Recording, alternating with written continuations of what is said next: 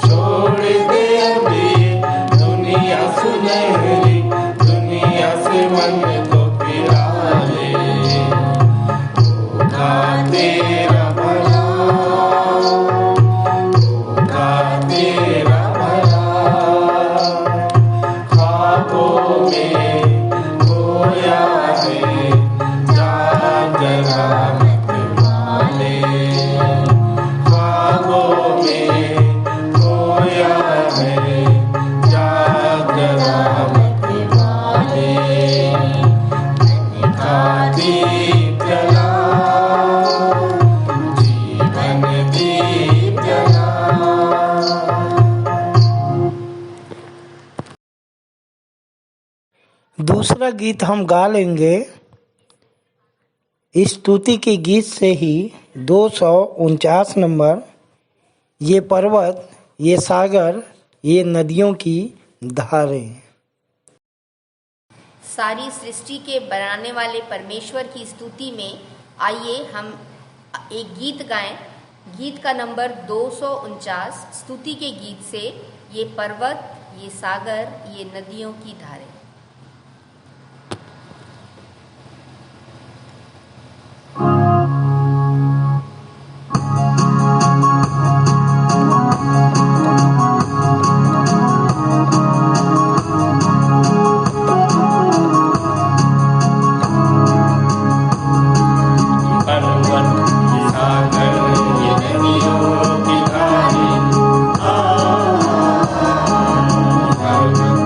सागर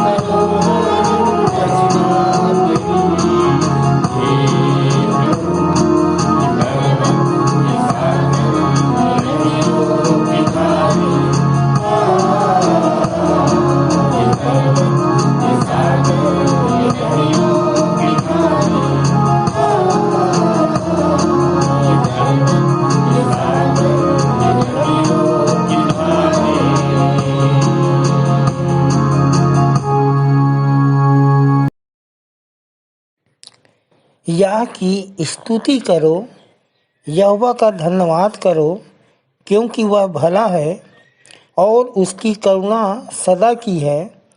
यहोवा के पराक्रम के कामों का वर्णन कौन कर सकता है, या उसका पूरा गुणवाद कौन सुना सकता।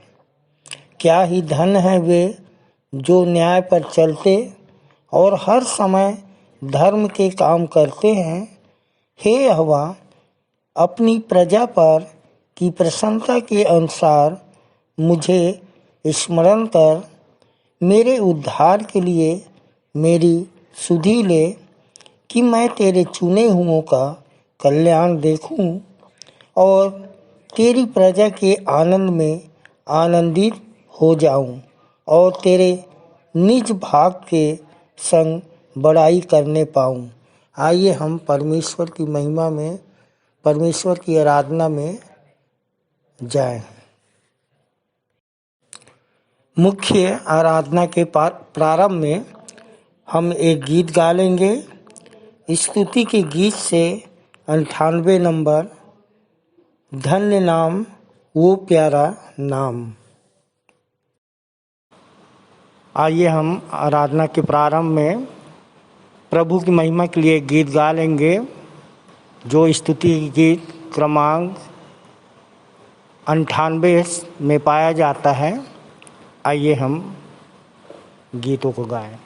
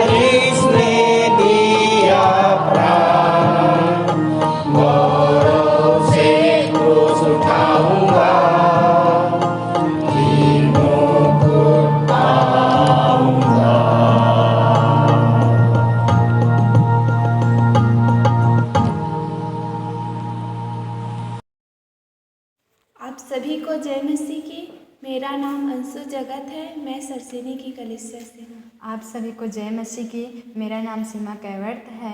मैं सार्वजनिक कलेसिया से हूँ। हमको मिला है उत्तर वाले पढ़ने के लिए मत्ती रची सुसमाचार उसके 7वें अध्याय से पहला पद से 23 पद तक। पहला पद मैं पढ़ूंगी, दूसरा पद अंशु बहन के साथ पढ़ लेंगे। दोष न लगाओ जिससे तुम पर भी दोष लगाया जाए।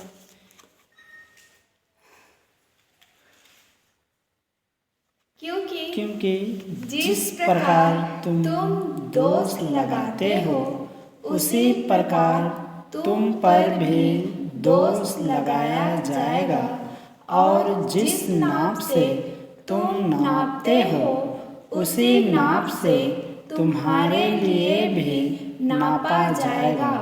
तू क्यों अपने भाई की आँख के तिलके को देखता है और अपनी आँख का लट्ठा तुझे नहीं सूझता? अथवा तू अपने भाई से कैसे कह सकता है, ला मैं तेरी आँख से तिनका निकाल दूं, जबकि देख लट्ठा तो स्वयं तेरी आँख में है। हे पाखंडी, पहले अपनी आँख का लट्ठा निकाल ले, तब अपने भाई की आँख का तिनका निकालने के लिए तू स्पष्ट देख सकेगा। पवित्र वस्तु कुत्तों को न दो, और अपने मोती सुअरों के आगे मत फेंको, कहीं ऐसा ना हो कि वे उनको पैरों तले रौंदे और पलटकर तुमको फाड़ डाले। मांगो तो तुम्हें दिया जाएगा, ढूंढो तो तुम पाओगे, खटखटाओगे तो तुम्हारे लिए खोला जाएगा। क्योंकि प्रत्येक जो मांगता है उसे मिलता है, और जो ढूंढता है वहाँ पाता है, और जो खटखटाता है उसके लिए खोला जाएगा। तुम में ऐसा कौन है जो अपने पुत्र को जब वह रोटी मांगे तो पत्थर दे, अथवा मछली मांगे तो सांप दे? अतः जब तुम बुरे होकर अपने बच्चों को अच्छी वस्तुएं देना चाहते हो, तो तुम्हारा पिता जो स्वर्ग में है अपने मांगने वालों को अच्छी वस्तुएं और अधिक क्यों न देगा। इसलिए जैसा कि तुम चाहते हो कि मनुष्य तुम्हारे साथ करे, तुम भी उनके साथ वैसा ही करो, क्योंकि व्यवस्था और नबी यही सिखाते हैं। सक्रिय फाटक से प्रवेश करो, क्योंकि विशाल है वह फाटक और चौड़ा है वह मार्ग जो विनाश की ओर ले जाता है, और बहुत से है जो उससे प्रवेश करते हैं। परंतु छोटा है वहाँ फाटक, और सांकरा है वहाँ मार्ग जो जीवन की ओर ले जाता है, और थोड़े ही हैं जो उसे पाते हैं। झूठे नबियों से सावधान रहो, जो भेड़ों के वेश में तुम्हारे पास आते हैं, परंतु भीतर से वे भूखे फाड़ खाने वाले भेड़िए हैं। उनके फलों से तुम उन्हें पहचान लोगे। क्या कटीली झाड़ियों से अंगूर या कांटों से अंजीर तोड़े जाते हैं? इसी प्रकार प्रत्येक अच्छा पेड़ अच्छा फल देता है, परंतु निकम्मा पेड़ बुरा फल देता है। अच्छा पेड़ बुरा फल नहीं दे सकता, और न ही निकम्मा पेड़ अच्छा फल दे सकता है। प्रत्येक पेड़ जो अच्छा फल नहीं देता काटा और आग में झोंक दिया जाता है। अतः तुम उनके फलों से उन्हें पहचान लोगे। प्रत्येक जो मुझसे हे प्रभु कहता है, स्वर्ग के राज्य में प्रवेश न करेगा, परंतु जो मेरे स्वर्ग पिता की इच्छा पर चलता है वही प्रवेश करेगा। उस दिन बहुत लोग मुझसे कहेंगे, हे प्रभु, क्या हमने तेरे नाम से भविष्यवाणी नहीं की और तेरे नाम से दुष्ट आत्माओं को नहीं निकाला और तेरे नाम से बहुत से आश्चर्य कर्म नहीं किए। अंतिम वचन हम सब लोग साथ में पढ़ लेंगे। तब मैं उनसे स्पष्ट कहूँगा, मैंने तुमको कभी नहीं जाना, हे कुकर्मियों, मुझसे दूर हटो। परमेश्वर अपने वचन को पढ़े जाने में हम सभी को आशीष दे। आमीन। आइए हम विश्वास वचन बोलें। मैं सर्वशक्तिमान पिता पर स्वर्ग और पृथ्वी के सृजनहार परमेश्वर पर विश्वास रखता हूँ। मैं उसके एकलौते पुत्र हमारे प्रभु यीशु मसीह पर, जो पवित्र आत्मा के सामर्थ के द्वारा कुमारी मरियम से जन्मा, जिसने पोंतियुस पिलातुस के राज्य में दुख उठाया, जो क्रूस पर टांगा गया और मारा गया, जो गाड़ा गया और अदृश्य लोक में पहुंचा और तीसरे दिन मृतकों में से फिर जी उठा, जो स्वर्ग पर चला गया और सर्वशक्तिमान पिता परमेश्वर के दाहिने हाथ विराजमान है और जीवितों और मृतकों का न्याय करने फिर आने वाला है। विश्वास रखता हूँ मैं पवित्र आत्मा पर, पवित्र सारी कलीसिया पर, संतों की संगति पर, देह के पुनरुत्थान पर, पापों की क्षमा पर और अनंत जीवन पर विश्वास रखता हूँ। आमीन। सबको जय मसीह की। मेरा नाम आचार्य राजकुमार निषाद है। प्रभु में बने हुए मुझे 11 वर्ष हो गया है। आइए हम प्रार्थना करें, अपने आँखों को बंद करें, अपने हाथों को जोड़े, ध्यान परमेश्वर की ओर लगाएं। महान सर्वशक्तिमान अनुग्रहकारी प्रेमी पिता परमेश्वर, एक बार फिर से आपके प्रिय बेटे प्रभु यीशु मसीह नासरी के नाम से एक बार फिर से तेरे चरणों को नज़दीक आते हैं। धन्यवाद करते हैं प्रभु जी आज पवित्र दिन के लिए पिता, जो तूने हमें बचाया है। मरने गए, मिटने गए, परंतु आपका करुणा का फल है पिता, जो तूने हमें संभाला है।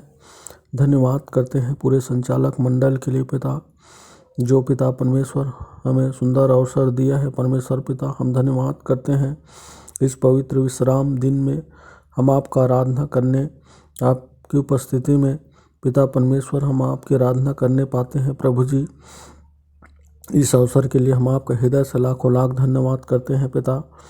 धन्यवाद करते हैं पिता परमेश्वर, जीवित और आत्मिक कलीसिया और नए नए विश्वासियों के लिए, जिनके साथ हम आपकी आराधना करने पाते हैं। और परमेश्वर पिता, हम धन्यवाद करते हैं देश के लिए, जिसमें अमन, चैन व धार्मिक स्वतंत्रता के साथ रहने व प्रचार करने पाते हैं। पिताजी, हम आपका धन्यवाद करते हैं। धन्यवाद करते हैं हमारे देश के धार्मिक राजनीतिक अगुओं को भी ज्ञान बुद्धि समझ के आत्मा दीजिए, जो देश के संचालन उचित रीति से कर सके। ऐसे तुझसे हम निवेदन प्रार्थना करते हैं पिता परमेश्वर। हम प्रार्थना निवेदन करते हैं प्रभु जी, हमारे विश्वासी मंदिर के पिता परमेश्वर, हर एक जो आशीष पिता आपकी ओर से होने पाए पिता परमेश्वर। और परमेश्वर पिता, हर एक जो तेरे दरबार में आते हैं प्रभु जी, हर एक के मार्गदर्शन में आपके अगुवाई को चाहते हैं परमेश्वर पिता। पिताजी, हम प्रार्थना निवेदन करते हैं यहाँ के अस्पताल प्रांगण के लिए पिता परमेश्वर, यहाँ के कर्मचारी को लिए प्रभु जी, जो गंभीर रोग से रोगी हैं पिता परमेश्वर, उन पर दया दृष्टि बनाए रखिए पिता परमेश्वर। जो रोगी है वो शारीरिक के साथ साथ पिता आत्मिक चंगाई को भी प्राप्त कर सके प्रभु जी। ऐसे हम तुझसे निवेदन प्रार्थना करते हैं पिता। हम प्रार्थना करते हैं हमारे संडे स्कूल के महिला सभा, चर्च, पंचायत और जवान अगुओं को भी आशीष देना परमेश्वर पिता परमेश्वर कि आपके इस सुंदर मौसम में पिता हम तेरे इस प्रांगण में तेरे हम स्तुति आराधना करने पाते हैं। इस कोलाहल के बीच में प्रभु जी तूने हमें अपने भवन को दिया है पिता। हम आपका हृदय से लाखों लाख धन्यवाद करते हैं पिता परमेश्वर। और पूरे संसार भर में जितने जगह में तेरी आराधना स्तुति होते हैं पिता, हर एक जगह को आपके हाथों में सौंपते हैं प्रभु जी। हम प्रार्थना करते हैं पिता परमेश्वर यहाँ के योजना को भी पिता तेरे हाथों में सौंपते पिता। जो भी योजना है पिता आपकी ओर से होने पाए पिता प्रभु, और तेरी आशीष उन पर बने रहे पिता। हम प्रार्थना करते हैं पिता जो देश में सताव की गंभीर स्थिति बनी हुई है परमेश्वर पिता प्रभु जी आपकी अगुवाई को चाहते हैं मेरे खुदावन। हर एक देशवासी को, ग्रामीण लोगों को पिता परमेश्वर जो सताव करते हैं प्रभु जी, वो भी सच्चे खुदा को जान सके और मान सके परमेश्वर पिता। जो तेरे नाम की स्तुति आराधना प्रशंसा बड़ाई कर सके प्रभु, यही हम तुझसे निवेदन प्रार्थना करते हैं पिता परमेश्वर। हम प्रार्थना करते हैं यहाँ के अगुए के लिए, पास्टर पजवानों के लिए, सहायक सहचारियों के लिए, हर एक को ज्ञान बुद्धि समझ के आत्मा दीजिए। हर एक को प्रकाशन दर्शन से मालामाल करना कि वो हर एक तेरे डर और तेरे भय में होकर चल फिर सके और उनके बाल बच्चे पर तेरी आशीष बने रहे खुदा बाप। यही हम तुझसे निवेदन प्रार्थना करते हैं प्रभु जी। पिता परमेश्वर हम धन्यवाद करते हैं कि तूने हमारी प्रार्थना सुना है। जो कुछ हम नहीं कह पाए उन सब बातों को इस प्रभु बोर्ड संचालन करने वाले को, हर एक जो तेरी स्तुति आराधना में, वचनों को बांटने में और परमेश्वर पिता जो भी संदेश देते हैं उन सबको प्रभु जी आपके पवित्र हाथों में सौंपते हुए छोटी विनती उद्धारकर्ता प्रभु यीशु मसीह के नाम से मांगते हैं, आमीन। धन्यवाद। ये समय है संदेश का और संदेश लेके आ रही हैं आचार्य कुमारी बबीता सिंह, जिनका विषय है जो कुछ मेरा है वह सब तेरा है।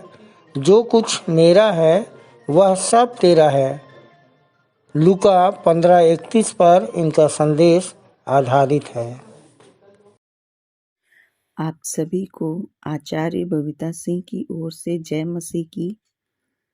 जो कुछ मेरा है वह सब तेरा है, ये विषय है मेरे संदेश का, जो कि लूका 15:31 में पाया जाता है, जहाँ पर पिता अपने बड़े पुत्र से कह रहे हैं कि जो कुछ मेरा है वह सब तेरा है। और ये उस समय कह रहे हैं जब छोटा भाई सारी संपत्ति लुटाकर घर लौटा था और उसके वापस लौट आने पर पिता आनंद मना रहे थे।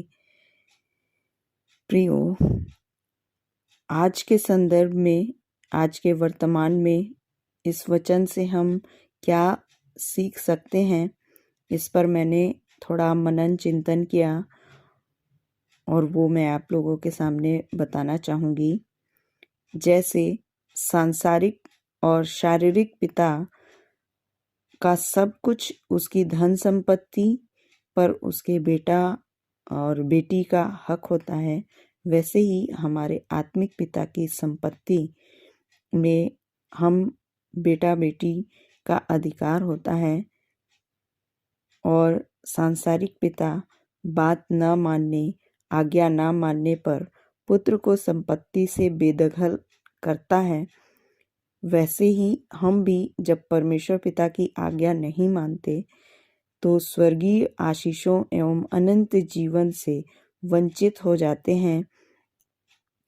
वो हमें बेदखल नहीं करता, परंतु हम ही परमेश्वर की संगति से, उसके वचन से दूर चले जाते हैं और प्रियो, उन सारी आशीषों को और अनंत जीवन को हम खो देते हैं। सो प्रियो, अनंत जीवन और आशीषों को पाने के लिए सर्वप्रथम हमको प्रभु यीशु मसीह के नाम में आज्ञाकारी पुत्र बनकर परमेश्वर के वश में होना होगा। जैसा कि मत्ती 10 उसके 8वें पद में लिखा हुआ है, तुमने सेंत मेत में पाया है, सेंत मेत में दो। प्रियो, परमेश्वर पिता ने हमें 33% उद्धार मुफ्त में दे दिया। जब हम मुंह से प्रभु यीशु को प्रभु जानकर अंगीकार करते हैं तो हमें 30% का उद्धार यूं ही मुफ्त में मिल जाता है। और बहुत सारी आशीषें परमेश्वर ने हमारे जीवन में हमको दिया है। जब हमारे पास कोई प्रभु यीशु मसीह को जो नहीं जानता समस्या लेकर आए तो हमें उस खोजी भ्रमित आवश्यकमंद व्यक्ति को सच्चे परमात्मा अर्थात यीशु मसीह के ज्ञान व आचरण से अवगत कराना है। और मत्ती 28:18 से 20 के अनुसार यीशु ने कहा, स्वर्ग और पृथ्वी का सारा अधिकार मुझे दिया गया है, इसलिए तुम जाओ और सब जाति के लोगों को चेला बनाओ, उन्हें पिता पुत्र और पवित्र आत्मा के नाम से बपतिस्मा दो और उन्हें सब बातें जो मैंने तुम्हें आज्ञा दी हैं मानना सिखाओ। और देखो, मैं जगत के अंत तक सदैव तुम्हारे संग हूँ। प्रियो, स्वर्ग और पृथ्वी का सारा अधिकार जो है प्रभु हमको देना चाहता है। और प्रियो, ये तभी मिलेगा, ये अधिकार तभी हमें मिलेगा जब हम उसकी आज्ञाओं को मानते हैं। जैसा उसने कहा कि उन्हें सब बातें जो मैंने तुम्हें आज्ञा दी हैं मानना सिखाओ। और ये आज्ञाएं हम अगले को मानना तभी सिखा सकते हैं प्रियो, जब हम स्वयं उन सारी आज्ञाओं को माने, उसका पालन करें। और उसकी आज्ञाओं पर जब हम स्वयं चलते हैं तो निश्चित है कि हमारे पीछे आने वाले हमारी पीढ़ी, हमारे चेले, वो सब भी इन आज्ञाओं को मानेंगे, सीखेंगे और परमेश्वर पिता की संगति में, उसके चरणों में आएंगे।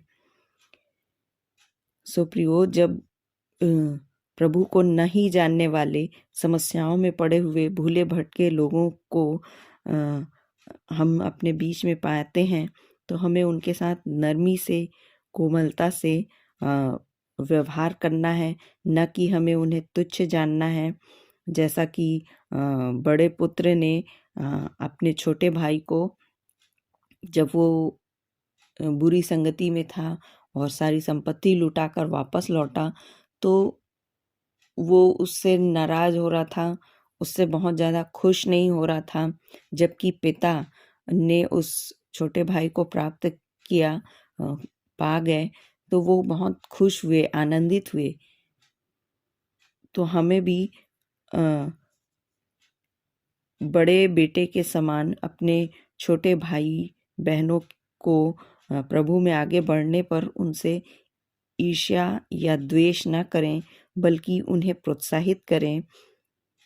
क्योंकि जब हम एक आत्मा को जीतते हैं तो स्वर्ग में स्वर्गदूत आनंद मनाते हैं। जैसे परमेश्वर पिता की तरह हम भी आनंद करें कि जब उस पिता ने अपने बेटे को प्राप्त किया तो कहा कि जो मेरा बेटा जो मर गया था वो फिर से जी गया, खो गया था वो मिल गया, और वो आनंद मना रहे थे। तो प्रियो, हमको भी अपने उन छोटे भाई बहनों को जो प्रभु में आते हैं, जो नए होते हैं, उन विश्वासियों के साथ अपने प्रिय भाई बहनों के समान, बेटे बेटी के समान व्यवहार करना चाहिए, ताकि प्रियो, स्वर्ग और पृथ्वी का सारा अधिकार, परमेश्वर की आशीषें, अनंत जीवन, उसके हम वारिश बन सके, उसके हम अधिकारी बन सके। हमें भी उन सारी स्वर्ग और पृथ्वी की शक्तियों पर एक अधिकार प्राप्त होगा। क्योंकि मत्ती 5:9 में लिखा हुआ है कि धन्य हैं वे जो मेल करवाने वाले हैं, क्योंकि वे परमेश्वर के पुत्र कहलाएंगे। सो प्रियो, पिता की संपत्ति पर यदि हमें अधिकार चाहिए तो हमें परमेश्वर पिता से मेल कराना है, उन सारे लोगों का जो आज भी प्रभु यीशु मसीह से दूर हैं, परमेश्वर पिता की वचन से, संगति से, आशीषों से दूर हैं। उनको हम प्रभु यीशु मसीह तक लेकर आना है और उनसे पिता पुत्र और पवित्र आत्मा से उनका मेल करवाना है। तब परमेश्वर पिता भी हमसे कहेंगे कि जो कुछ मेरा है वह सब तेरा है। सो प्रियो, कुछ लाइनें मैंने लिखने का प्रयास किया है। अदन की वाटिका में परमेश्वर पिता से हो गई थी हमारी दूरी। अदन की वाटिका में परमेश्वर पिता से हो गई थी हमारी दूरी। यीशु आया व्यवस्था करने पूरी। यीशु आया व्यवस्था करने पूरी। सो यदि पाना है स्वर्ग और पृथ्वी का अधिकार, सो यदि पाना है स्वर्ग और पृथ्वी का अधिकार, तो करना है सब जाति के भाई बहनों को स्वीकार। तो करना है सब जाति के भाई बहनों को स्वीकार। तब प्रभु देंगे अनंत जीवन का उपहार। तब प्रभु देंगे अनंत जीवन का उपहार। नई आत्माओं के साथ मनाएंगे रोज त्योहार। नई आत्माओं के साथ मनाएंगे रोज त्योहार। तब परमेश्वर पिता कहेंगे, जो कुछ मेरा है वह सब तेरा है। तब परमेश्वर पिता कहेंगे, जो कुछ मेरा है वह सब है तेरा। परमेश्वर पिता अपने इस छोटे से वचन के द्वारा हम सबको आशीष दे। जय मसीह की। सुंदर संदेश के लिए आचार्य बबीता सिंह और उनके पूरे परिवार को प्रभु बहुतायत की आशीष दे। प्रभु भोज में जाएंगे और प्रभु भोज का संचालन हमारे मंदिर के सह संचालक श्री आशीष जलाल जी संचालित करेंगे।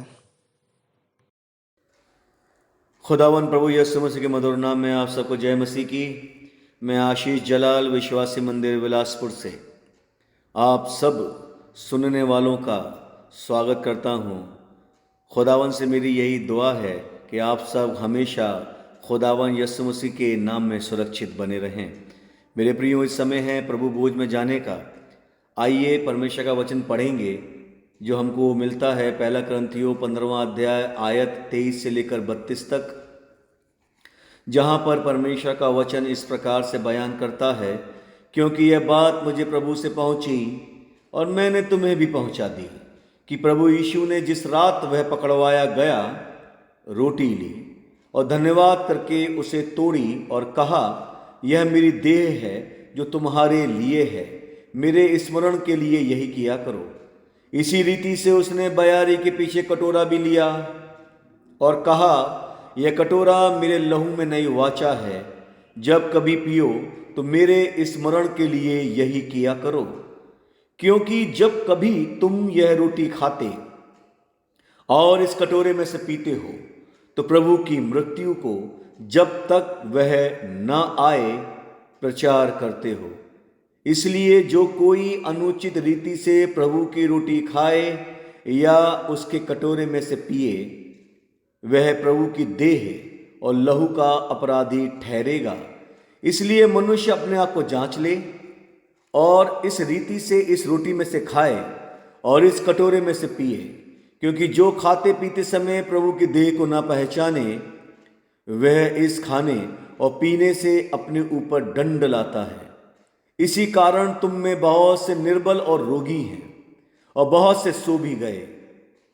यदि हम अपने आप को जांचते तो दंड ना पाते, परंतु प्रभु हमें दंड देकर हमारी ताड़ना करता है, इसलिए कि हम संसार के साथ दोषी न ठहरें। परमेश्वर अपने वचन के पढ़े जाने पर हम सबको बहुतायत की आशीष दे। प्रियो, जिस वचन के ऊपर हम मनन करने जा रहे हैं, केंद्र का पद वह है 1 कुरिन्थियों 15 उसकी आयत 27। मैं दोबारा से हम सब के लिए इस आयत को पढ़ना चाहूँगा। इसलिए जो कोई अनुचित रीति से प्रभु की रोटी खाए या उसके कटोरे में से पिए, वह प्रभु की देह और लहू का अपराधी ठहरेगा। खुदावन के लोगों, पौलुस यहाँ पर हम सबको चेतावनी दे रहा है कि आप परमेश्वर की मेज में शरीक तो होते हैं, लेकिन आपको बहुत होशियारी के साथ में परमेश्वर की मेज में शरीक होना है, हाथ डालना है। अगर आप अनुचित रीति से प्रभु की रोटी में खाते हैं या उसके कटोरे में से पीते हैं तो आप अपराधी ठहरेंगे। अब सवाल ये उठता है कि आखिर वो उचित रीति क्या है। खुदावंद के लोगों, निर्गमन की पुस्तक 12वें अध्याय की 11वीं आयत के अंदर हमको उचित रीति मिलती है, जहाँ पे परमेश्वर का वचन इस प्रकार से बयान करता है, और उसके खाने की यह विधि है कि कमर बांधे, पाँव में जूती पहने और हाथ में लाठी लिए हुए फुर्ती से खाना, यह तो यहोवा का पर्व होगा। अब हम विचार करेंगे कि मेमने के मांस को खाने की विधि क्या है, यानी प्रभु भोज में हाथ डालने की विधि क्या है। इजरायलियों को आज्ञा दी गई कि वे बलि किए हुए मेमने के मांस को लापरवाही से यूं ही बैठकर वैसे न खाएं जैसा लोग घर में भोजन करते हैं। उसको खाने की पहली विधि थी कमर बांधे हुए खाना। आप घर में आकर बेल्ट नहीं बांधते हैं, लेकिन घर से बाहर निकलने के समय बांधते हैं। कमर बांधने का मतलब है आप यात्रा के लिए तैयार हैं और आपके दिमाग में एक लक्ष्य निर्धारित है।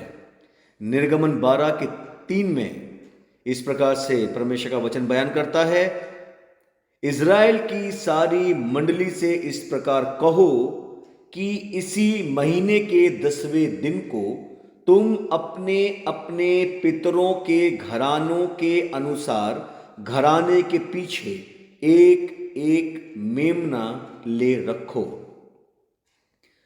खुदावन के लोगों, इजरायली मिस्र से निकलने की तैयारी कर रहे थे। उन्होंने मिस्र में लगभग 400 वर्ष की कठिन गुलामी झेली थी और अब परमेश्वर उन्हें कनान लेकर जा रहा था। यह एक लंबी यात्रा थी, थका देने वाली, जंगली और मरुस्थलीय मार्ग। यात्रा के शुरुआत से पहले उन्हें परमेश्वर ने आज्ञा दी कि वे अपने घराने के अनुसार एक एक मेमना लेकर रखें और उसे बलि करें। खुदावन के लोगों, कनान की यात्रा से पहले यह अति आवश्यक था कि वे अपने घराने के लिए एक मेमना लेकर उसे बलि करें, अन्यथा यात्रा की अनुमति नहीं थी। हम भी स्वर्गीय कनान की यात्रा में हैं और हमारे लिए भी यह कितना जरूरी है कि परमेश्वर का मेमना यीशु मसीह इस यात्रा में हमारे साथ रहे।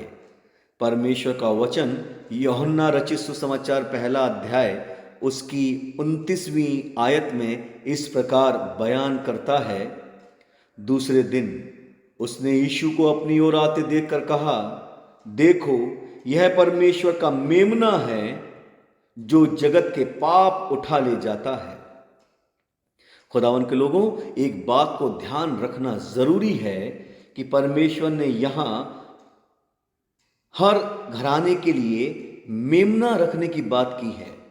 जरूरी है कि हमारे पास वह मेमना यानी यीशु मसीह व्यक्तिगत रूप से ही नहीं लेकिन पूरे परिवार के लिए भी हो।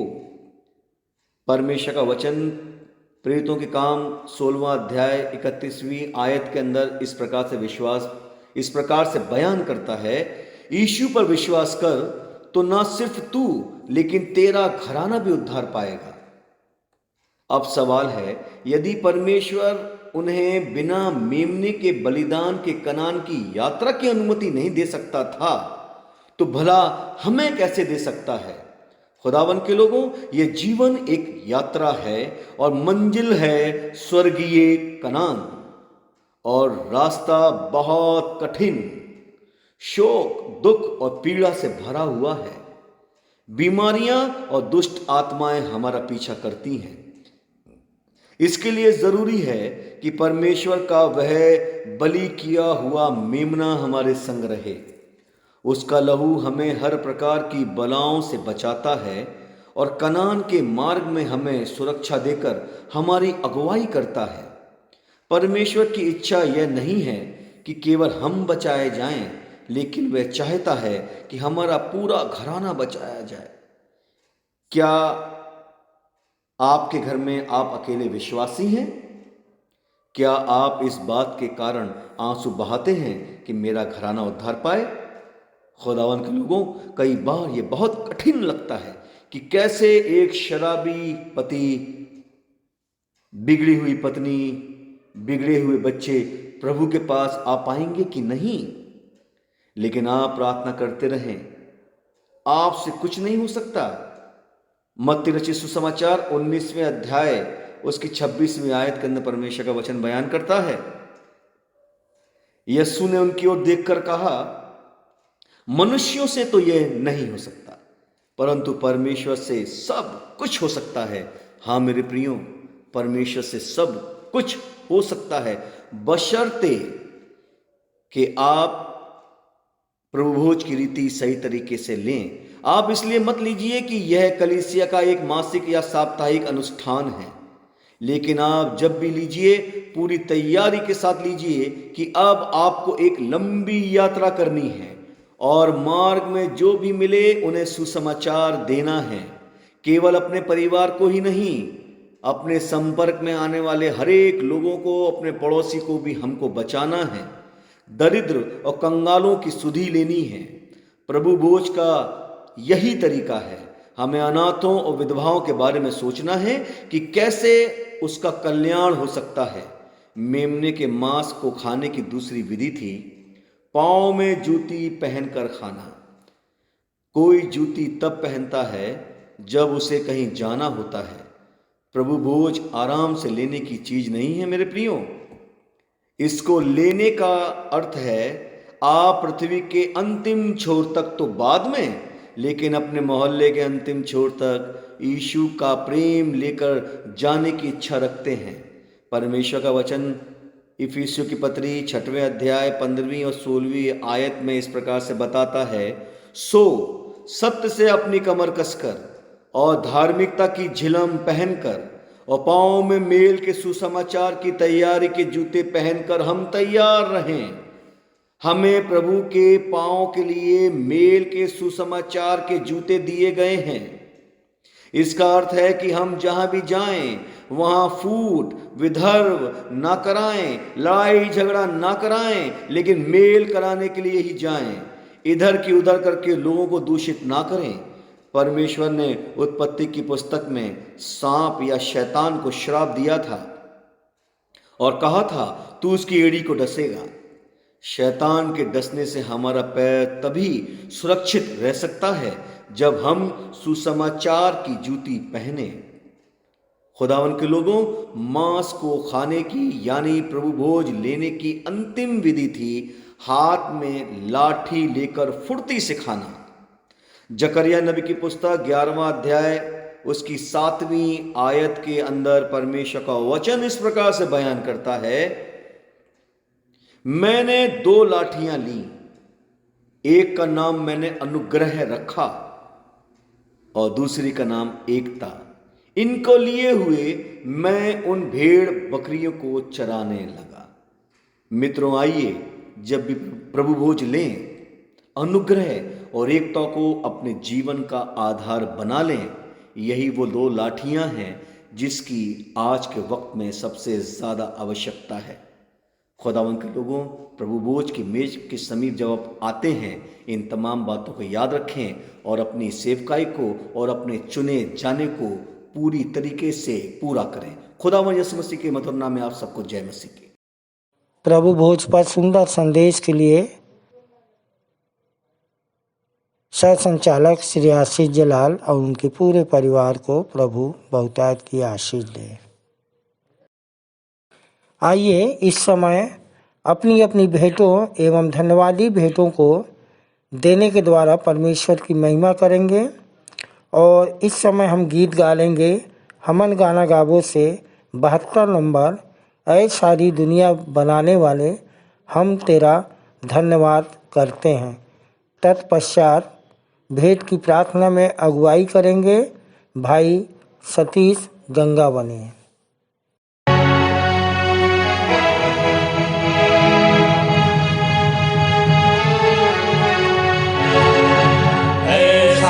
दुनिया बनाने वाले, हम तेरा धन्यवाद करते हैं।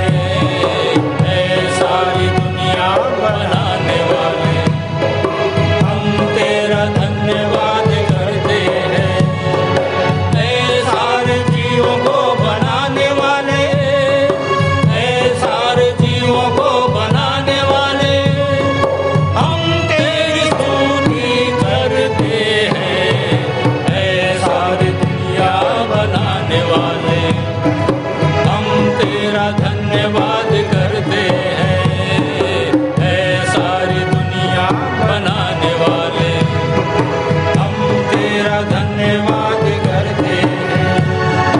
ये जमीन आसमां तूने बनाए, सूरज और चांद तारे भी बनाए, पर्वत और वृक्ष भी तूने बनाए।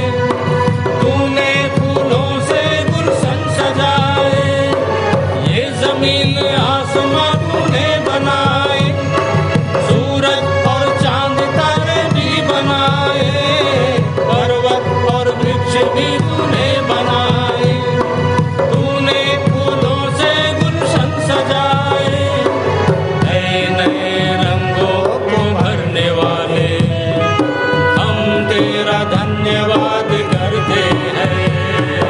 नए नए रंगों को भरने वाले, हम तेरा धन्यवाद करते हैं।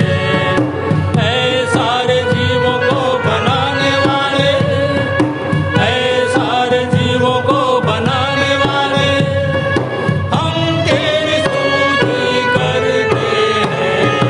ऐ सारी दुनिया बनाने वाले, हम तेरा धन्यवाद करते हैं। ऐ सारी दुनिया बनाने वाले, हम तेरा धन्यवाद करते हैं। झरने नदियाँ और सागर बनाया, पंछियों को नया गीत सिखाया, छोटे बड़े जीवों को तूने बनाया, अपने ही रूप में मानव बनाया। झरने नदियाँ और सागर बनाया, पंछियों को नया गीत सिखाया, छोटे बड़े जीवों को तूने बनाया, अपने ही रूप में मानव बनाया। ऐ ज्ञान ज्योति जलाने वाले, हम तेरा धन्यवाद करते हैं। ऐ ज्ञान ज्योति जलाने वाले, हम तेरा धन्यवाद करते हैं। ऐ सारे जीवों को बनाने वाले, ऐ सारे जीवों को बनाने वाले, हम तेरी स्तुति करते हैं। ऐ सारी दुनिया बनाने वाले, हम तेरा धन्यवाद करते हैं। ऐ सारी दुनिया बनाने वाले, हम तेरा धन्यवाद करते हैं। हम तेरा धन्यवाद करते हैं। हम तेरा धन्यवाद करते हैं।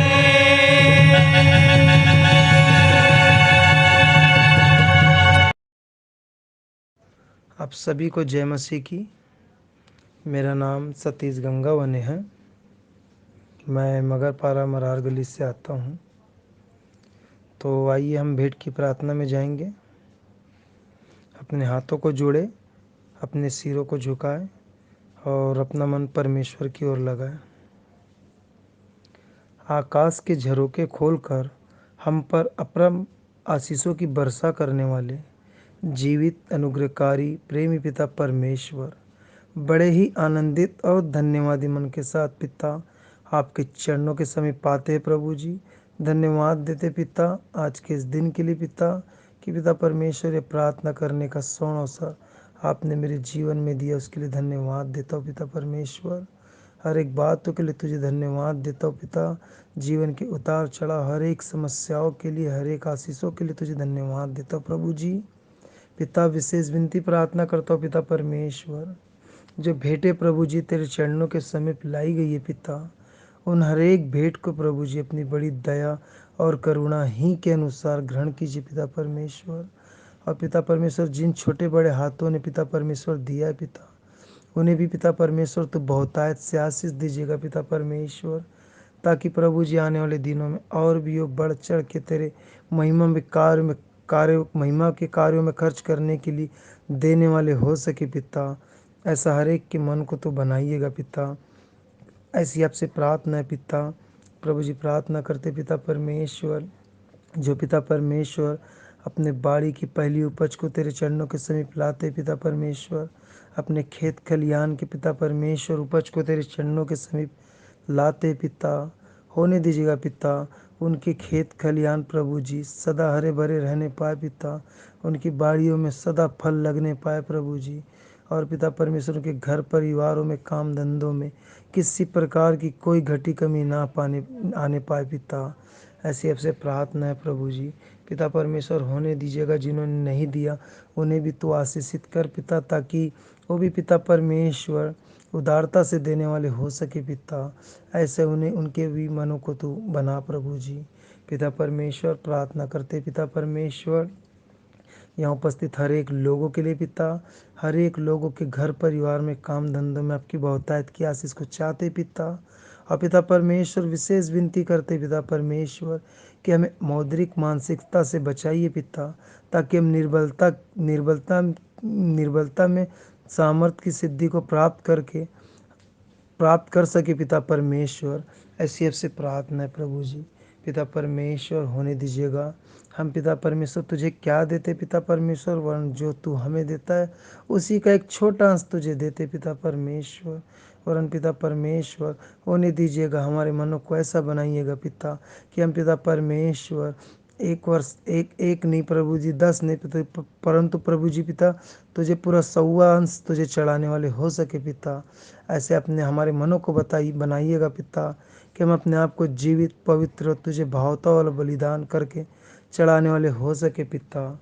ऐसे आपसे प्रार्थना है प्रभु जी, होने दीजिएगा पिता। इस भेंटों के लिए प्रार्थना करते पिता, जिन हाथों में भेंट जाती है पिता उन हाथों को भी तो आशीषित कीजिएगा प्रभु जी, ताकि पिता परमेश्वर ये तेरे धर्मराज की बढ़ती की खोज में लगाए जा सके पिता। ऐसे आपसे प्रार्थना है प्रभु जी। हर एक बातों के लिए तुझे धन्यवाद और धन्यवाद देते पिता। आगे के दिनचर्या को और आगे की शेष आराधना को तेरे सर्व सामर्थ भरी हाथों में सौंपते हुए पिता, छोटी दुआ अपने उद्धारकर्ता मात्र एक जीवित प्रभु यीशु मसीह के मीठे पवित्र और अति सामर्थी नाम में होकर इस दुआ को मांगते हैं, आमीन। मैं मुख्य आचार्य R.K. सोनवानी आप सभी को जय मसीह की। आप लोगों को सूचना से अवगत करा दूं, हमारी रविवारी आराधना ऑनलाइन और ऑफलाइन दोनों चलती है। समय का विशेष ध्यान दें, प्रातः 10 बजे से दोपहर 12:30 बजे तक। जिनको आराधना में जिम्मेदारी दी जाती है उनको ऑनलाइन और ऑफलाइन दोनों में बोलना है। ऑनलाइन के लिए अपना ऑडियो बनाकर शुक्रवार शाम तक अवश्य ही मुझको भेज देंगे।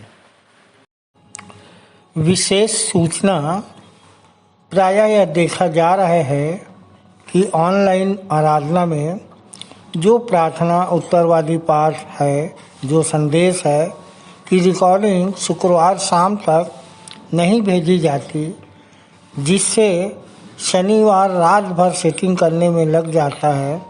अतः अब संचालक मंडल द्वारा निर्णय लिया गया है कि जिसकी रिकॉर्डिंग शुक्रवार शाम तक नहीं पहुंचेगी उसे आने वाले समय में अवसर नहीं दिया जाएगा। तदनुसार इस आदेश का कड़ाई से पालन किया जाएगा। आदेशानुसार संचालक मंडल विश्वासी मंदिर बिलासपुर। 22/1/2023 की रविवारी आराधना के लिए आप लोगों को सूचित कर दूं। जिसका संचालन आचार्य श्री V.R. भोसले जी करेंगे। आरंभ की प्रार्थना कुमारी दीपांजलि कैवर्थ के द्वारा। उत्तरवादी पाठ दूसरा कुरिन्थी 5 अध्याय उसका 1 से 21 पद तक पढ़ लेंगे और पढ़ने में अगुवाई कुमारी प्रिया जैसल करेंगी और उत्तर देंगे भाई प्रत्युष जैसल। सामान्य सामाजिक एवं पारिवारिक कलीसियाई प्रार्थना में अगुवाई करेंगे श्री राजकुमार जोगी। संदेश होगा आचार्य श्री प्रवीण जैसल के द्वारा, जिनका विषय है प्रभु की संगति बनी रहे, प्रभु की संगति बनी रहे कि डाली हमेशा फली रहे।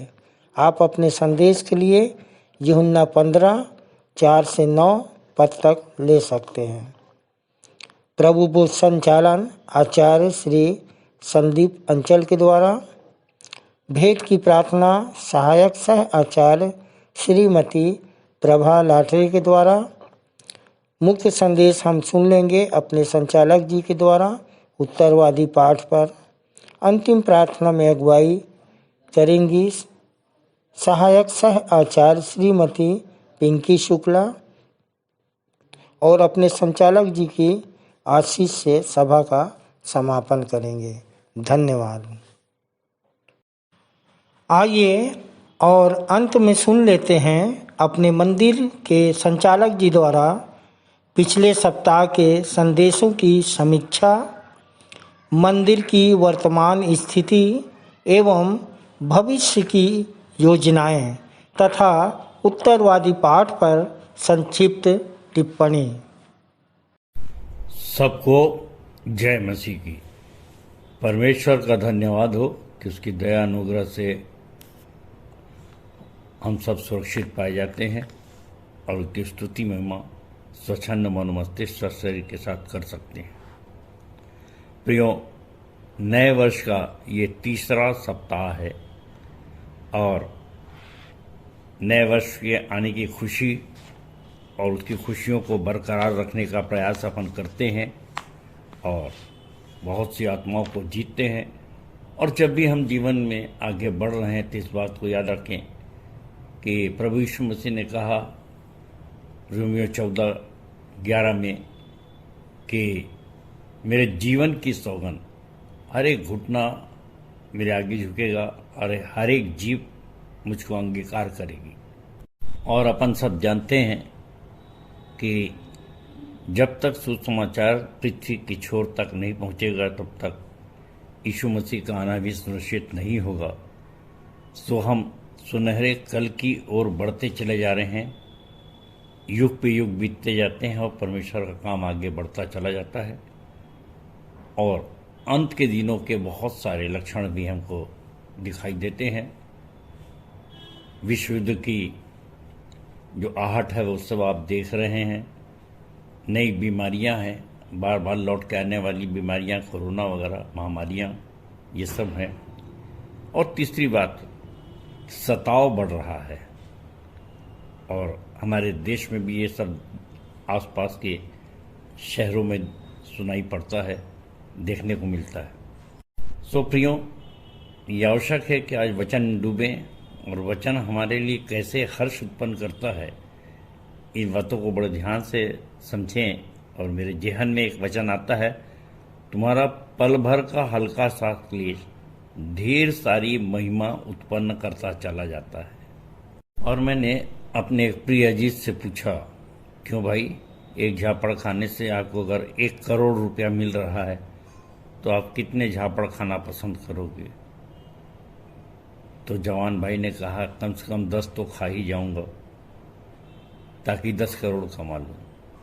मेरे प्रियो, एक हल्के से क्लेश के लिए, एक दुख उठाने के लिए, दुख उठा के हम परमेश्वर से प्रेम कर सकें, यदि हम आतुर रहेंगे, जिज्ञासु रहेंगे और बढ़ेंगे और क्लेश को के कारण से, डर और भय के कारण से भाग ना जाएं, हम जो भाग गए डर कर तो ये हमारे लिए अभिशाप है, क्योंकि जीना हमारे लिए मसीह है और मर जाना लाभ है। इसी विचारधारा के साथ आइए हम नए वर्ष में प्रवेश करें और अपनी खुशियों को बरकरार रखने के लिए हम क्या कर सकते हैं, इस विषय पर पिछले सप्ताह हमारी बहन आचार्य प्रियतमा कुर्रे ने एक बहुत ही सुंदर संदेश दिया और उनका विषय था खुशियां लेकर आया नया वर्ष। खुशियां लेकर आया नया वर्ष, कैसे बनाए रखें अपना हर्ष, कैसे बनाए रखें अपना हर्ष। भजन 119 और 11 पर और यशायाह 35 और 10 पर इनका संदेश था और बहन ने बहुत ही सुंदर गवाही के साथ अपने संदेश का प्रारंभ किया और बताया कि हमारा वातावरण बदलता चला जाता है और नया वर्ष आता है, परंतु कल को पुराना भी हो जाएगा। और मनुष्य जो है 3 तत्वों से बना हुआ है, पहला देह, दूसरा प्राण और तीसरा आत्मा। और आत्मा को और हम देह और प्राण इनको बचाने का तो बहुत प्रयास करते हैं, परंतु आत्मा को बचाने में कई बार लापरवाही हो जाती है, चूक हो जाती है। मत्ती 19 का नौजवान, धनी नौजवान ऐसा ही था कि उसको संसार की और अपने प्राण की और अपने देह की तो चिंता थी, परंतु आत्मा को बचाने की चिंता नहीं समझ पाया, नहीं कर पाया। और हनन्याह, सफीरा, यहूदा इस्करियोती आदि कई नाम बहन ने बताया। पतरस कैसे झूठ बोल दिया और लूत कैसे हरियाली की ओर चला गया। तो भौतिक सुख सुविधा से आत्मिक शांति नहीं मिल पाती, आत्मिक शांति परमेश्वर के वचन से ही मिलती है। और इसी संदर्भ में बहन ने बहुत सुंदर कविता भी लिखी, बहुत लंबी कविता थी, मगर इसे कुछ लाइनें मैं रिपीट करना चाहूँगा, दोहराना चाहूँगा। सारी सृष्टि में आदम परमेश्वर के लिए खास था, ये जानता था शैतान, और उसी को बिगाड़ने का बनाया था उसने प्लान, और दे दिया फल खिलाकर भले बुरे का ज्ञान, और इसी ज्ञान ने हमें अंधा बनाया था, इसलिए हमने खुद को परमेश्वर से छिपाया था।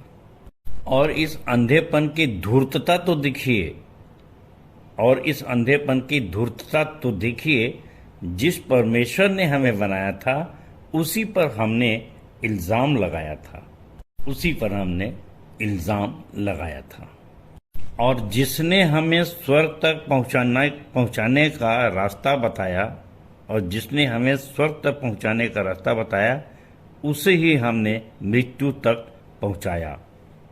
जबकि अनंत जीवन उसके लहू के दाम हमने पाया है, तो उसके वचन को रख हृदय में, पाप न करें, ऐसा हो हमारा संकल्प, ऐसा हो हमारा संकल्प, नहीं तो हमारा नया वर्ष और खुशियां रह जाएंगी अल्प। अनंत तक हमें आनंद और हर्ष मनाना है, अनंत तक हमें आनंद और हर्ष मनाना है, और हर एक भटकती आत्मा को परमेश्वर से मिलाना है, और प्रतिदिन हमें नया वर्ष और क्रिसमस मनाना है। दिन हमें नया वर्ष और क्रिसमस मनाना है। बहन को सुंदर संदेश के लिए बहुत बहुत धन्यवाद। परमेश्वर बहुतायत की बहन को आशीष दे। धन्यवाद।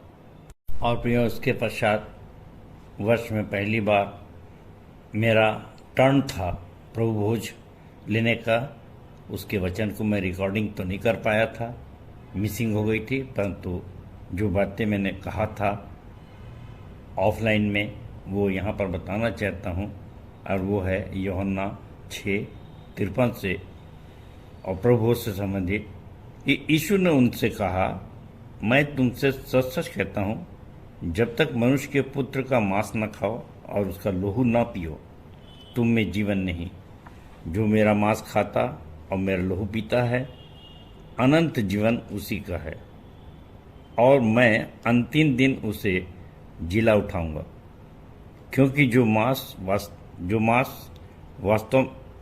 क्योंकि मेरा मांस वास्तव में खाने की वस्तु है और मेरा लहू वास्तव में पीने की वस्तु है। जो मेरा मांस खाता और मेरा लहू पीता है वह मुझ में स्थिर बना रहता है और मैं उसमें। प्रियो, मैंने इस बात को बताने की कोशिश किया था, सबसे महत्वपूर्ण जो शब्द है वो स्थिर बना रहता है। नीली गिडियन बाइबिल में ये शब्द स्थिर शब्द नहीं आया है।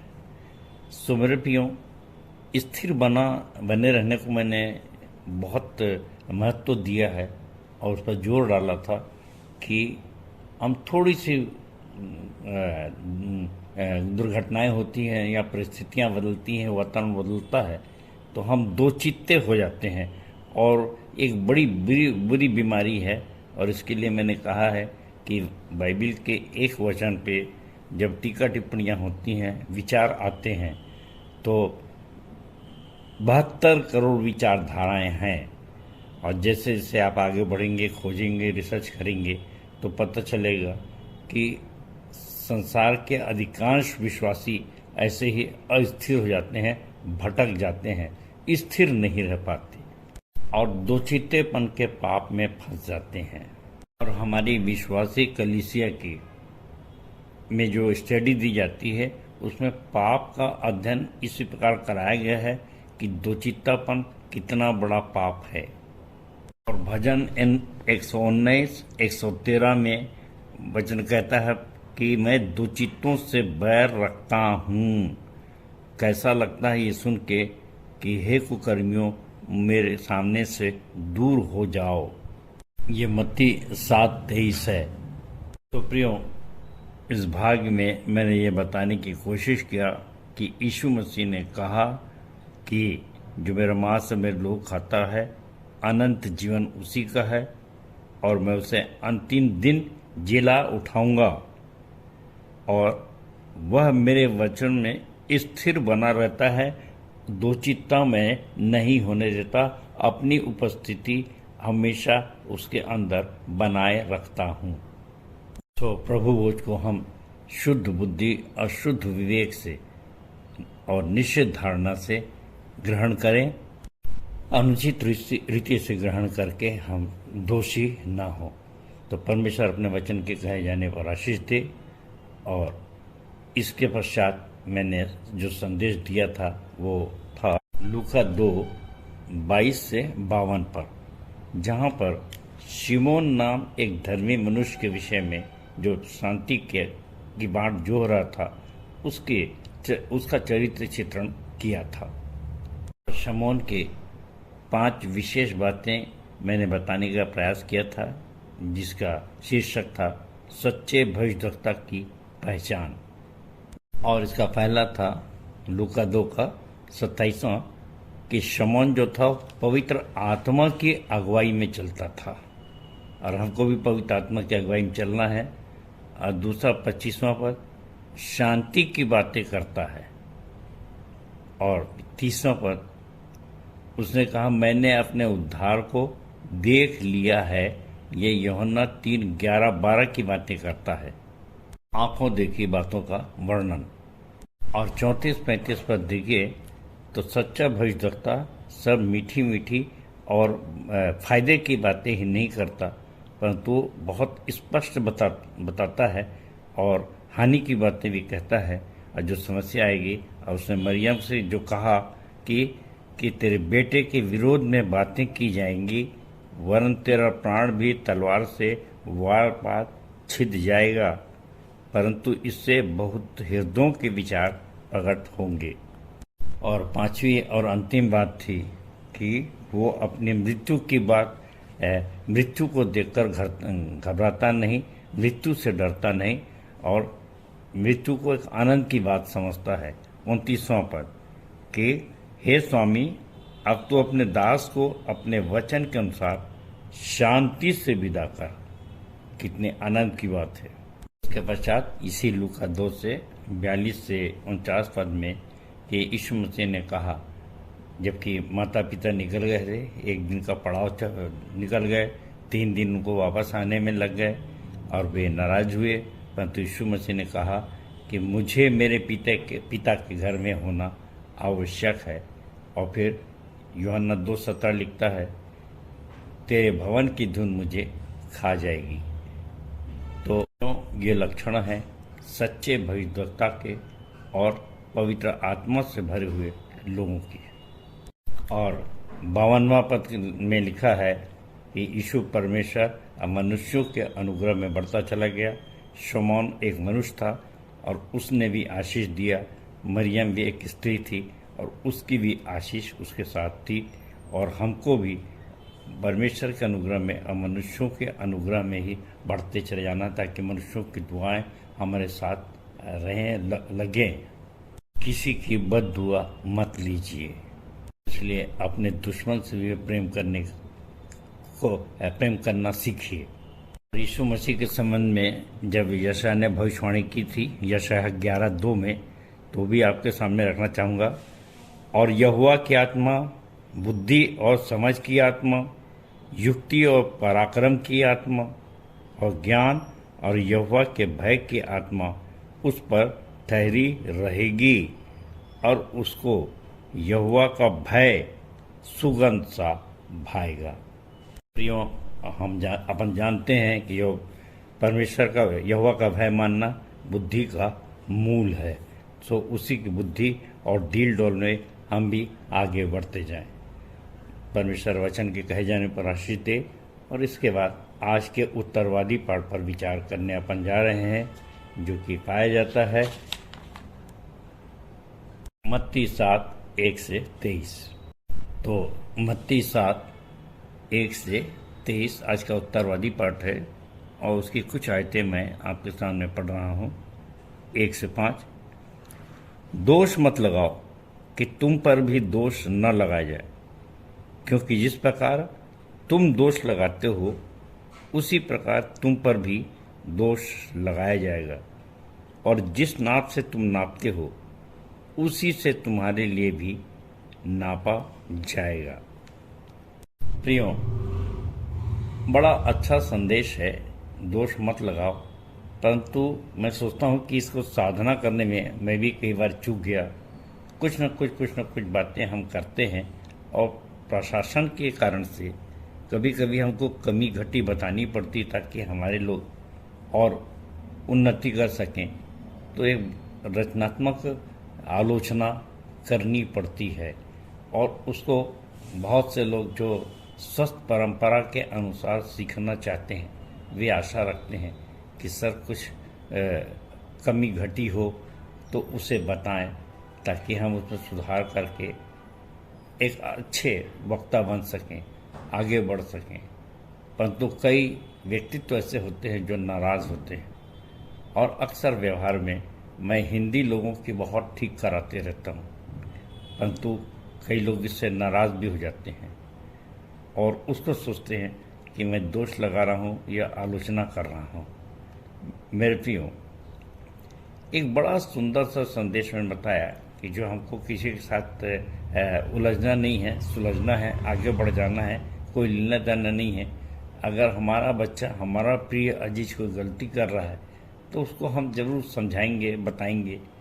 और अगर वो नहीं समझता तो कई बार चिढ़ के कहता है कि भाई मेरी कोई चीज़ आपको पसंद नहीं आती, मेरे गुरुजी को पसंद नहीं आती, और वो नाराज़ होता है और इससे कहते हैं कि वो सीख नहीं पाता, आगे बढ़ नहीं पाता।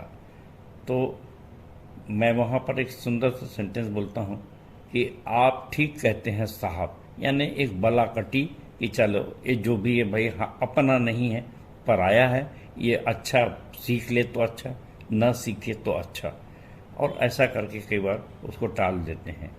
सो समाज में भी ऐसे बहुत से दूर दराज के लोग होते हैं जिनकी हम आलोचना अपने लोगों को सिखाने के लिए करते हैं, परंतु उन पर दोष लगाने के लिए नहीं, क्योंकि विश्वासी के लिए हर चीज मिलकर भलाई ही को उत्पन्न करती है। यानी अक्सर बड़ी बारीकी से देखा जाए कि जो हमारी निंदा करता है या जिसको हम दुश्मन कह सकते हैं या उसकी हम अक्सर बुराई करते रहते हैं, उस पर दोष लगाते हैं कि देखो ना, बिना कारण ही मेरी उसने आलोचना कर दिया, बुराई कर दिया। और मैं ये बताना चाहता हूँ कि दुश्मन से भी प्रेम करो तो परम प्रधान की संतान बनने का अवसर मिलेगा, तो हमारे लिए तो फायदा ही फायदा है। और हमारे देश में एक बड़े अच्छे संत हुए कबीर, उनने भी लिखा है कि निंदक नीरे राखिए और बिना पानी और बिना साबुन के वो हम शुद्ध हो जाते हैं। तो ये छोटी सी विचारधारा है। और जैसा कहा है, जिस नाप से तुम नापते हो उसी से नापे भी जाओगे। तो प्रियो, यदि आप बुराई कर रहे हैं तो यहाँ पर ये रखिए, अवश्य याद रखिए कि जो बुरा है वो आपकी बुराई के बदले में बुराई ही करेगा, और इस प्रकार से बुराई बढ़ती चली जाएगी और कहीं तो उसका अंत होना है। और कबीर का ही एक दोहा मुझको याद आता है कि बुरा जो दिखन में चला, बुरा न मिलिया कोई, जो दिल खोजा आपना, तो मुझसा बुरा न कोई। तो अपने आप को देखें। और जब मैं 1 से 5 ये मत्ती 7 का पढ़ रहा था तो बड़ा विचलित हुआ कि इस सब तीनों बातों का, कि दोष मत लगाओ और जिस नाप से तुम नापते हो उस नाप से नापे जाओगे, और अपनी आँख का तिनका देख और अपनी आँख का लट्ठा देख, तब अपने भाई की आँखों का तिनका देखना। तो पांचवी आयत तो बड़े कड़े शब्दों में कहते हैं यीशु कि हे कपटी, पहले अपनी आँख में से लट्ठा निकाल, तब तो अपने भाई का तिनका भली भांति देखकर निकाल सकेगा।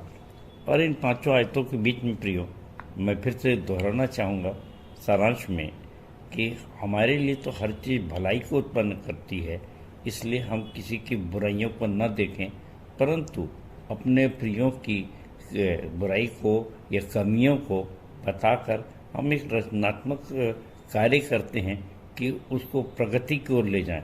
और अगर हम न बताएं और न उसको ठीक करें तो वचन आगे को कहता है कि जो पिता अपने पुत्र को की ताड़ना नहीं करता वो उसका बैरी है। क्या वो व्यभिचार से जन्म संतान है? तो ये सब बातें जो हैं हमको एक ऐसी जगह में लाती हैं कि हमको रचनात्मक आलोचना अपने प्रिय अजीज की करना है। कब?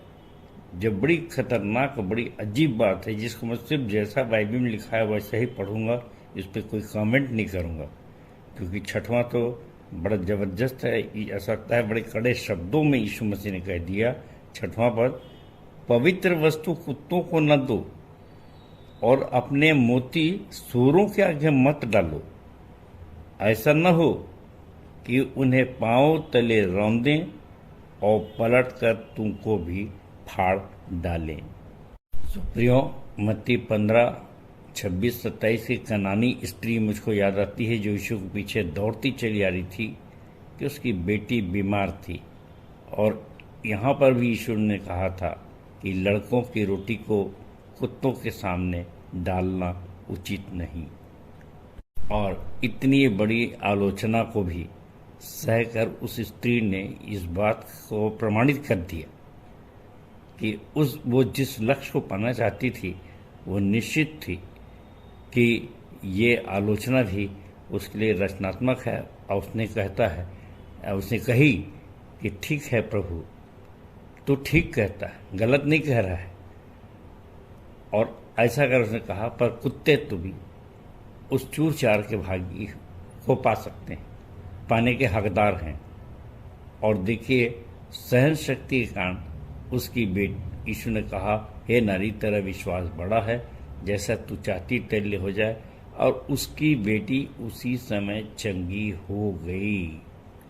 यदि आप प्रशिक्षित हैं, सिद्ध हैं, तो जो आपकी शिक्षा को, आपकी आलोचना को ग्रहण करता है उसे तो आप बताएं, और जो ग्रहण नहीं करता है उसे ना बताएं। इसके पश्चात 7 से 12वें पद में यीशु मसीह ने कहा कि मांगो तो तुम्हें दिया जाएगा, ढूंढो तो तुम पाओगे, और खटखटाओ तो तुम्हारे लिए खोला जाएगा।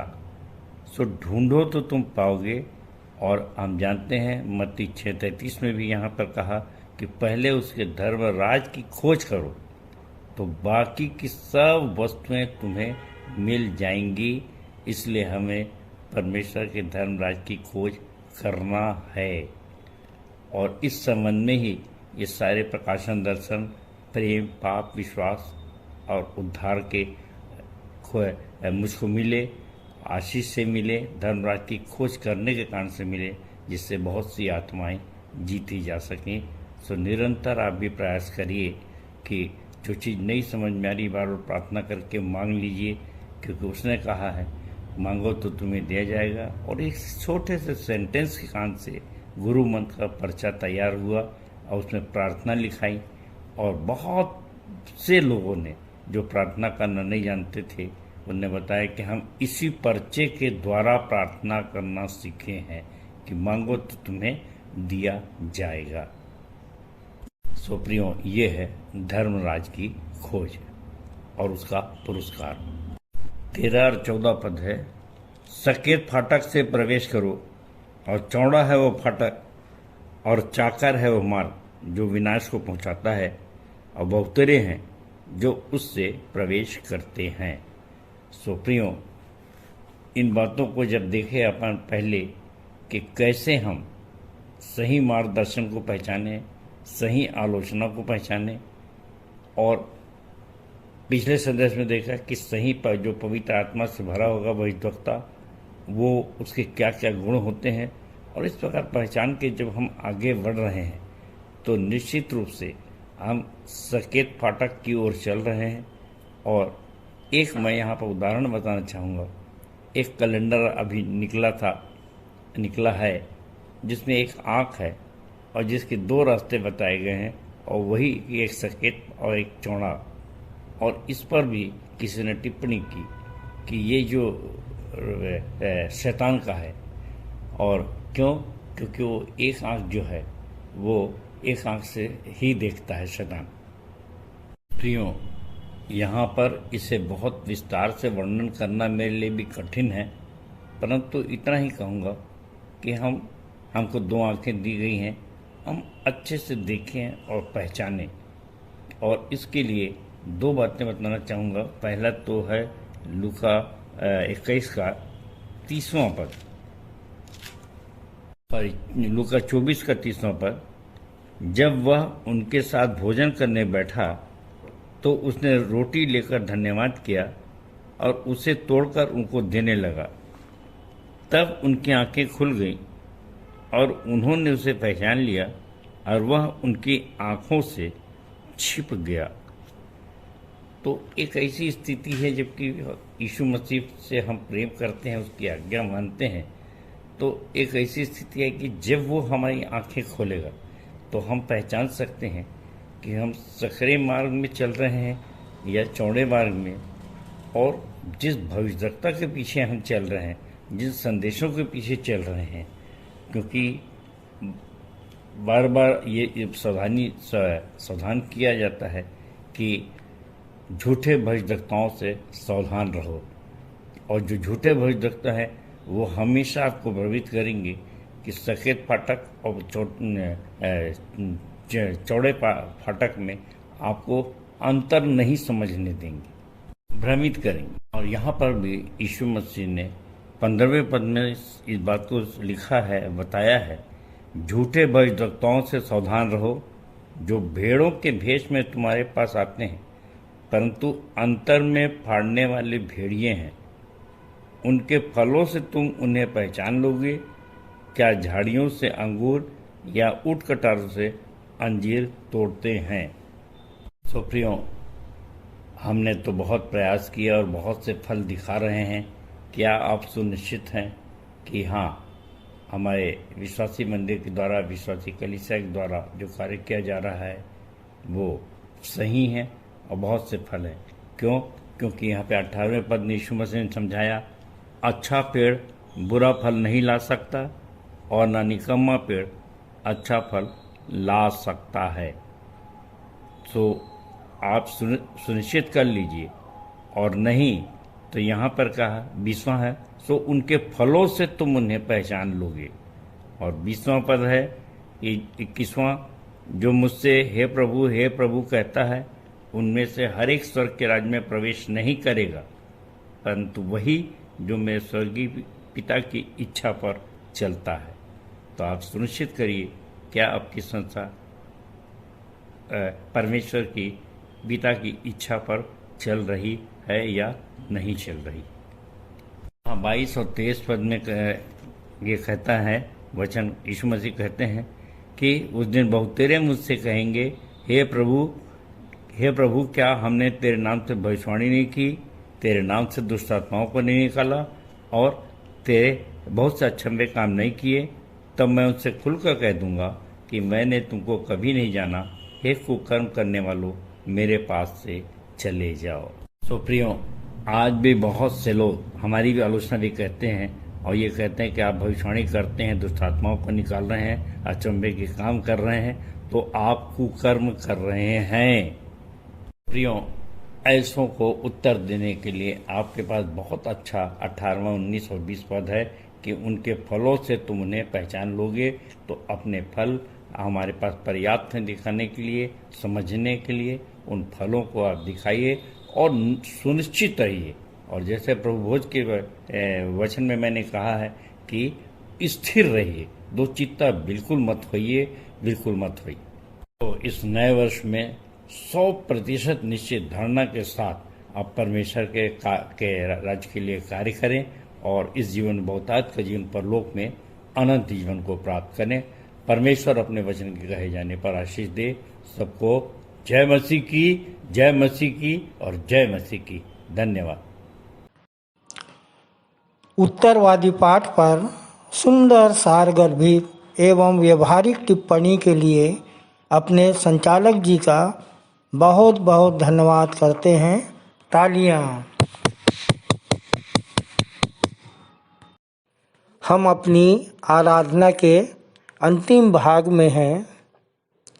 अंतिम गीत गाएंगे। स्तुति के गीत से 101 नंबर, यीशु कहता तू साफ उजाला दे। अंतिम प्रार्थना में अगुवाई करेंगे भाई चित्रवेन गोंडाने। प्रभु की प्रार्थना और हम अपने सह संचालक श्री आशीष जलाल जी की आशीष से सभा का समापन करेंगे।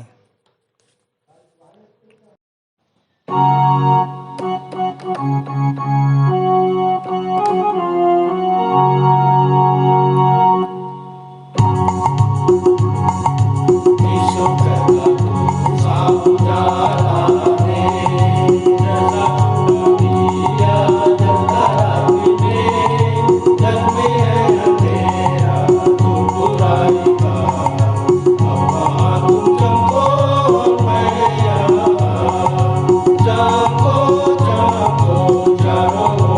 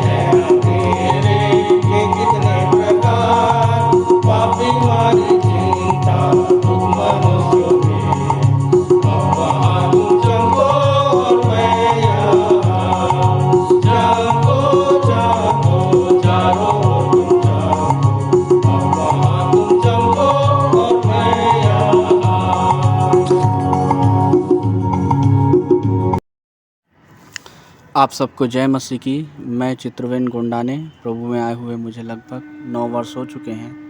प्रभु में आने का कारण ये था कि मैं बहुत सी बुराइयों में फंसा हुआ था, समस्याओं में फंसा हुआ था। परमेश्वर पिता का धन्यवाद करता हूँ, प्रभु यीशु मसीह का धन्यवाद करता हूँ कि मुझे सारी बुराइयों से, बीमारियों से स्वतंत्र किया। और जैसे प्रभु यीशु मसीह ने मुझे बचाया, वैसे ही मैं दूसरों को बचाने का प्रयास करता हूँ। परमेश्वर पिता का धन्यवाद करता हूँ कि अंतिम प्रार्थना करने का मुझे अवसर मिला। आइए हम प्रार्थना करें, हाथों को जोड़ें, सरों को झुकाएं और अपना ध्यान और मन पिता की ओर लगाएं। महान सामर्थी और दयालु परम पिता, सेनाओं के यहोवा, सारी सृष्टि के सृजनहार, पालनहार, सर्वशक्तिमान, सर्वज्ञानी, सर्वव्यापी परमेश्वर पिता, प्रभु यीशु मसीह के पवित्र और अतुलनीय नाम से आपके अनुग्रह के सिंहासन के निकट आते हैं और हृदय से धन्यवाद देते हैं पिता, आज के विश्राम दिन की आराधना के लिए कि आपने ये हमें बेहद सुंदर अवसर दिया कि इस प्रार्थना के द्वारा हम आपसे बातचीत करने पाते हैं। आज की विश्राम दिन की आराधना में हम शामिल होने पाते हैं पिता परमेश्वर, ऑनलाइन के माध्यम से। इसके लिए आपका धन्यवाद देते हैं।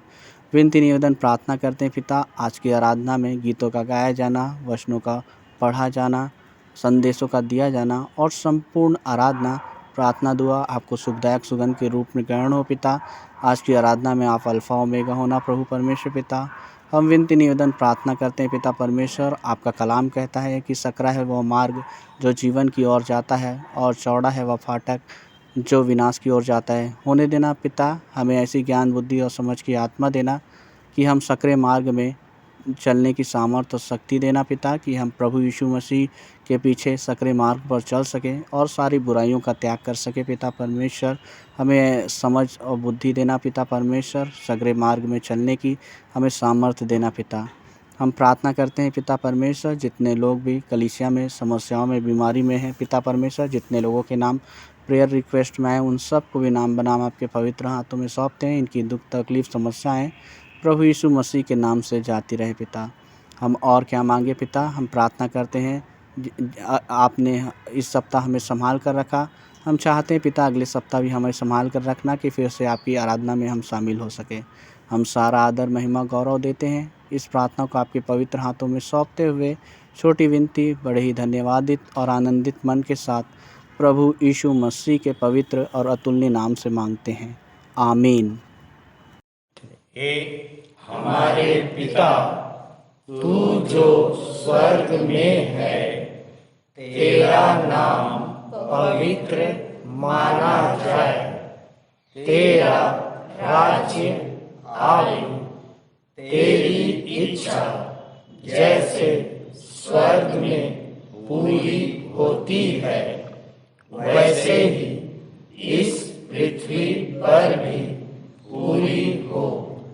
हमारे दिन भर की रोटी आज हमें दे, और जैसे हमने अपने अपराधियों को क्षमा किया है, वैसे ही तू भी हमारे अपराधों को क्षमा कर, और हमें परीक्षा में ना डाल, परंतु बुराई से बचा, क्योंकि राज्य, पराक्रम और महिमा सदा तेरे ही है, आमीन। और अब हमारे पिता परमेश्वर का प्रेम, खुदावन प्रभु यीशु मसीह का अनुग्रह है, पवित्र आत्मा की शांति और सहभागिता हम सब के ऊपर अब से लेकर सदाकाल तक होती रहे, आमीन। मुझ में यीशु की शोभा दिखाई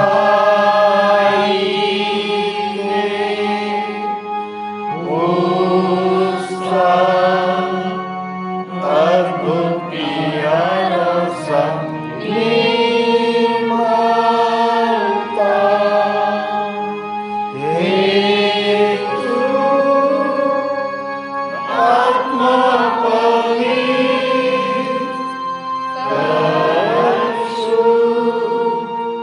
में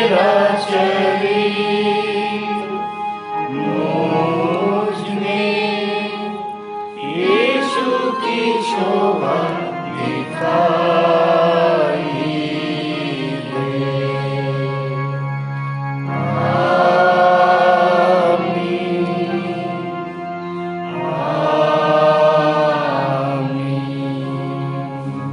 आप सबको जय मसीह की। जय मसीह की।